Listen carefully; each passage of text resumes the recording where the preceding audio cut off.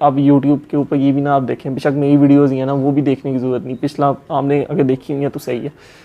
मतलब कि time waste करने की ज़रूरत नहीं है इन फालतू की चीज़ों पे, फलाना क्या कहेगा फलाना क्या कहेगा। भाई अगर उसके 192 नंबर हैं, उसके 180 नंबर हैं, तो आपके ज़रूरी तो नहीं कि आपका माइंड लेवल वैसा हो, आपकी लक वैसे हो, आपके में भी उससे ज़्यादा आ जाए, खुदा न खासा आपके उससे कम आ जाएंगे, आपके उससे बराबर आ जाए, कुछ भी हो सकता है। ठीक है, अब और आज की वीडियो यार how to study MD CAT अब। ठीक है, तो अब FSC के एग्ज़ाम स्टार्ट है। ठीक है, आज केमिस्ट्री का पेपर था और माशाल्लाह 2 पेपर हो गए हैं। Best of luck to all FSC students. तो अल्लाह ताला रहमत फरमाए आप पे, अल्लाह ताला आपको आपकी मेहनत का सिला अता करे। ठीक है, तो अब बात करते हैं MD कैट के बारे में, रिपीटर्स के लिए भी, ठीक है, फ्रेशर्स के लिए भी, कि अब आगे आपने पढ़ना कैसे। चंद दिन बाद आपका रेगुलर सेशन स्टार्ट हो जाएगा। ठीक है, आई थिंक जुलाई के 4-5 को ये स्टार्ट हो रहा है। पंजाब कॉलेज की तरफ से भी, तो ज़ाहिबाग किप्स वगैरह की तरफ से भी ये स्टार्ट हो जाएगा। तो स्टेप का, किप्स का, स्टार्स का, या जो भी और अकेडमीज़ है। तो अब आपने आगे पढ़ना कैसे। ठीक है, सबसे पहले तो उन लोगों के लिए बात की जाए कि जिन्होंने जाना है अकेडमी। ठीक है, अकेडमी का आलमोस्ट 8 से 2 होता है या 6 से 12 बजे तक टाइम होता है, यानी तकरीबन 6 घंटे। ठीक है, सबसे पहले मैं स्टेप की बात करता हूँ क्योंकि मैं वहाँ खुद एक इसमें स्टडी कर चुका हूँ, 2 दफ़ा मैंने स्टेप के सेशन लिए थे। ठीक है, तो स्टेप का ये होता है कि एक दिन आपने जाना होता है, जब मैं करता था एक दिन आपने लेक्चर लेने होते हैं और 2 दिन आपके उसी टॉपिक्स के टेस्ट होते हैं आके। ठीक हो गया। अगर आप सपोज रिपीटर्स के लिए पहले मैं बात करूँगा, कॉज वो एक दफ़ा अगर ले चुके हैं स्टेप का सेशन या किप्स का भी सेशन, तो वो ये बात पल्ले बांध लें कि अब उन्होंने अपना सेल्फ स्टडी ही ज़्यादा टाइम करना है। Self study. ठीक हो गया। कहने का मकसद ये है कि अगर आप एक दिन जाते हो लेक्चर लेने, सपोज़ आप कहते हो मैं भाई लेक्चर दोबारा लेना चाहता हूँ, लाइक अगर आप किप से आए हो या स्टेप से ही दोबारा हो, आप कहते हो मैं दोबारा अगर स्टेप से ही कर रहा हूँ या किप से आए हो, स्टार से आए हो, जैसे भी है, आप कहते हो मैं लेक्चर लेना चाहता हूँ, तो पहले आप फिर एक दिन जाओ। ठीक है, एक दिन जैसे ही आप जाओगे तो अगले दिन उसका टेस्ट होगा, उससे अगले दिन भी उसका टेस्ट होगा। ठीक है, तो आप ऐसा करो कि एक दिन जाओ, लाइक लेक्चर वाले दिन चले गए, जो उससे अगले दिन उसका टेस्ट है उस दिन आप छुट्टी कर लो। ठीक है, उससे अगले दिन आप टेस्ट देने चले हो, यानी 2 टेस्ट होने ना, एक लेक्चर है, एक लेक्चर ले लिया, एक टेस्ट नहीं दिया और दूसरा टेस्ट दे दिया, यानी एक छुट्टी बीच में आ गई। ऐसे आपको सेल्फ स्टडी का टाइम भी मिल जाएगा।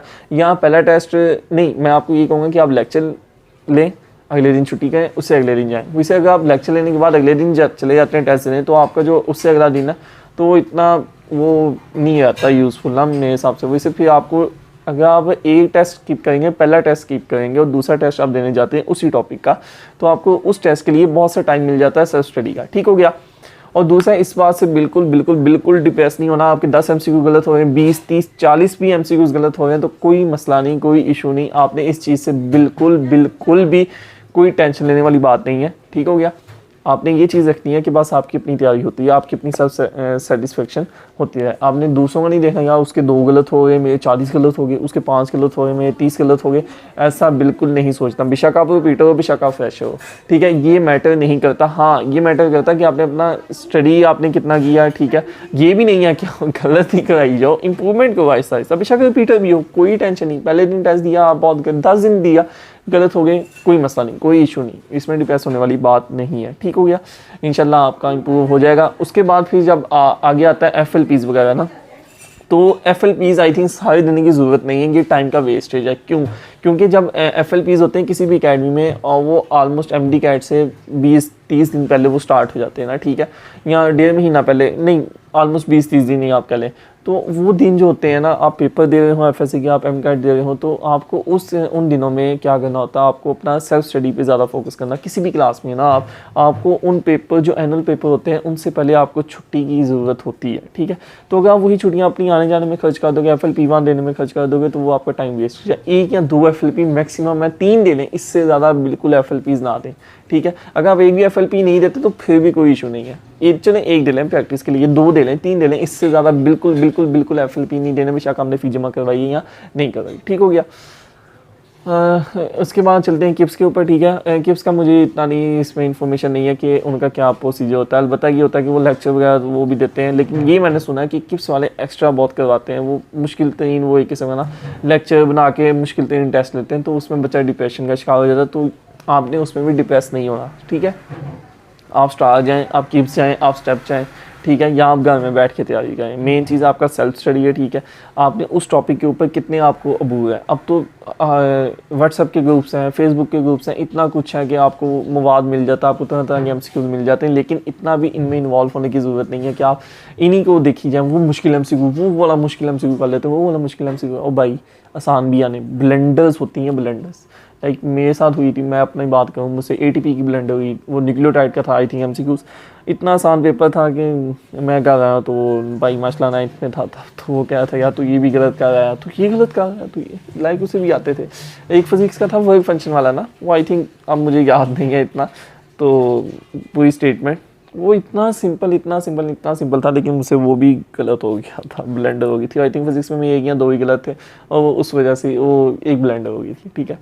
तो बायो जो इंग्लिश थी, केमिस्ट्री थी और फिजिक्स थी, इसमें मेरे 9 MCQs पता नहीं गलत थे या हाँ इतने थे। और बायो में मेरे अकेले में 10 या 11 MCQ गलत थे। हालांकि मैंने बायो का पेपर स्पीड भी किया था, ठीक है, और बायो के ऊपर टाइम भी बहुत शायद लगाया था जहाँ तक मुझे याद है, लेकिन फिर भी उसमें गलत होगी। क्यों? ब्लेंडर्स होगी यार, ब्लेंडर्स हो जाती हैं, लाइक वो G0 G2 फेज, इसमें वो कन्फ्यूजन हो जाती हैं, जैसे भी ब्लेंडर्स हो जाती हैं ना, ठीक है। तो आपने ये चीज़ लाजमी अपने पल्ले याद रखनी है कि आपने ब्लेंडर्स से गुरेज करना। आसान चीज़ के ऊपर पहले फोकस करें, आसान चीज़ को गौर से देखें, आसान चीज़ को याद करें, ठीक है। आसान चीज़ नहीं गलत होनी चाहिए, मुश्किल चीज़ होती है ना गलत। सपोज वो पॉइंटों में न्यूमेरिकल आ गया, सपोज फिजिक्स का 12.1545, एक ऑप्शन है 12.26, मतलब इसमें चलो समझ आता है यार वो न्यूमेरिकल करते हुए हो गया, क्योंकि बहुत क्रिटिकल किस्म का आ जाता है कि वो जी इधर को जा रहा है या मतलब कैसा भी आ जाता है, उसमें गलत हो जाए, समझ आता है। लेकिन आपका आसान MCQ नहीं गलत होना चाहिए। ये ब्लेंडर्स होती है और ये इंसान को पूरी ज़िंदगी दुख देती है, आई थिंक ना, ये कम से कम 2-3 साल तो दुख देती है कि यार मेरा वो MCQ गलत हो गया, इतना आसान था, ठीक है।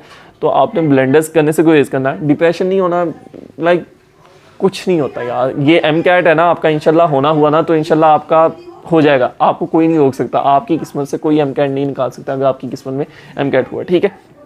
तो हमने क्या करना, अब जब आपका सेशन स्टार्ट हो जाएगा 8 से 2 वाला या 6 से 12 वाला, ठीक है, आप जाते हैं, ठीक है। ज़ाहिर जब आप आएंगे 1 घंटा आपने रेस्ट पक्का है, ठीक है, नमाज़ पढ़ें, हाथ मुँह धोएं, जैसे भी आप कहें। उसके बाद आपने अपना रखना है कि आपने कम से कम 6 घंटे लाजमी पढ़ना, 6 घंटे लाजमी पढ़ना, लेक्चर दे के आना कम से कम।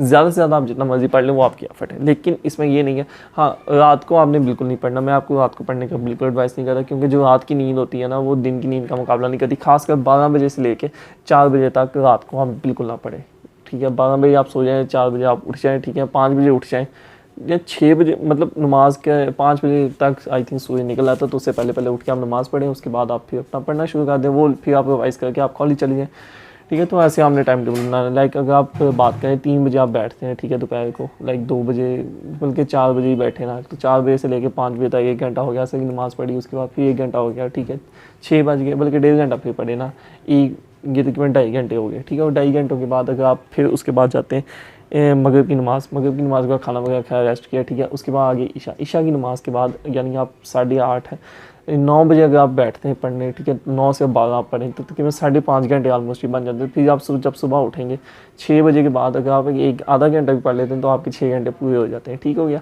या 5 बजे लाइक नमाज़ पढ़ के आप इंशाल्लाह फारिग हो जाएंगे, तो 5 से लेकर 8 बजे तक आपके पास टाइम ही टाइम है। ये उनके लिए जो 8 से 2 है। जब 8 से 12 वाले तो वो ज़ोहर 12 से 1 बजे तक, 1:30 बजे तक रेस्ट कर लेंगे, ज़ोहर की नमाज़ पढ़ के पढ़ने बैठ जाएंगे, ठीक है। तो कोई इतना मुश्किल नहीं है मैनेज करना, कोई इतना नहीं है। हाल बता आपको ये कि आपको इन दिनों मोबाइल बहुत कम करना होगा, मोबाइल का यूज़ बहुत कम करना होगा, ठीक है।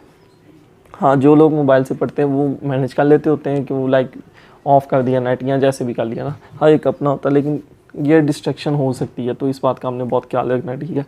तो बाकी बेस्ट ऑफ लक। और दूसरा यार, इर्द गिर्द आप यूट्यूब के ऊपर ये भी ना आप देखें, बेशक मेरी वीडियोज़ ही है ना, वो भी देखने की ज़रूरत नहीं। पिछला आपने अगर देखी हुई है तो सही है, मतलब कि टाइम वेस्ट करने की ज़रूरत नहीं है इन फालतू की चीज़ों पे। फ़लाना क्या कह रहा भाई, अगर उसके 192 नंबर हैं, उसके 180 नंबर हैं, तो आपके ज़रूरी तो नहीं कि आपका माइंड लेवल वैसा हो, आपकी लग वैसे हो, आपके में भी उससे ज़्यादा आ जाए, खुदा न खासा आपके उससे कम आ जाएंगे, आपके उससे बराबर आ जाए, कुछ भी हो सकता है, ठीक है।